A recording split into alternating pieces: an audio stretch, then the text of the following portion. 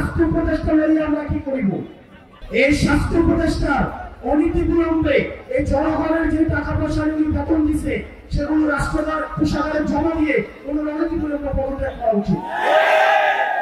আমরা মনে দেশে বাস করি, আপনি রাস্তায় বেরোলে বাসের ট্রাফিকে কবরে মরবেন, আপনি লঞ্চে উঠলে ডুবে মরবেন, কনস্ট্রাকশনের বিল্ডিং এর পাশ দিয়ে উঠলে হাঁটলে ট্রেন চাপা পড়ে মরবেন, আপনার উপরে প্লেন ক্র্যাশ করলে আপনি মারা যাবেন।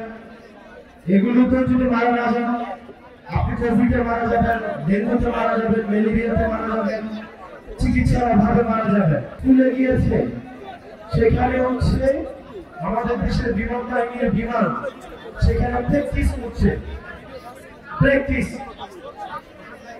মানুষের জীবন বাংলাদেশের এস্টাবলিশমেন্টের কাছে হচ্ছে প্র্যাকটিসের বিষয়।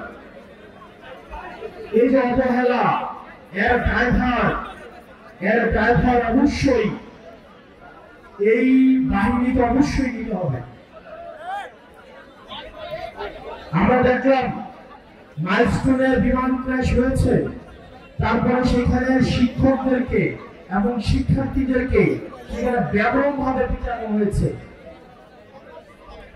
আমরা দেখলাম প্রশাসন যথাযথ, আমাদের একজন স্বাস্থ্যমন্ত্রী আছে বাংলাদেশে, চিনেন ওনাকে? উনি ডক্টর মোহাম্মদ ইউনূসের ভাই ব্রাদার কোথায় আসছে?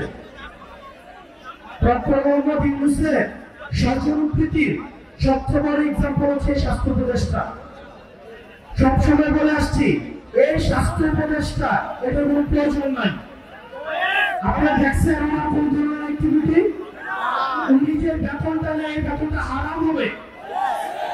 উনি যে গাড়িটা চলে সরকারের টাকায়, এটা হচ্ছে জনগণের সাথে বেমানি। এই স্বাস্থ্য উপদেষ্টাটা কোনো কাজের না, উনি কিচ্ছু বুঝে না।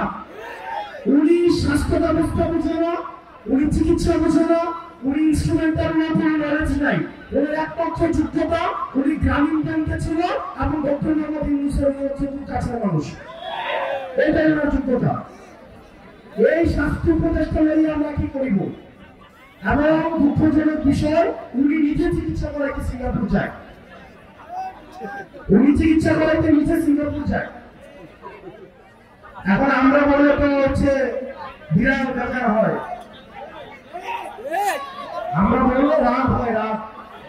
ওনাকে নিয়ে একটা কথা বলছিলাম, এরপর উনি আর আমাদের সাথে কোনো যোগাযোগ করে না।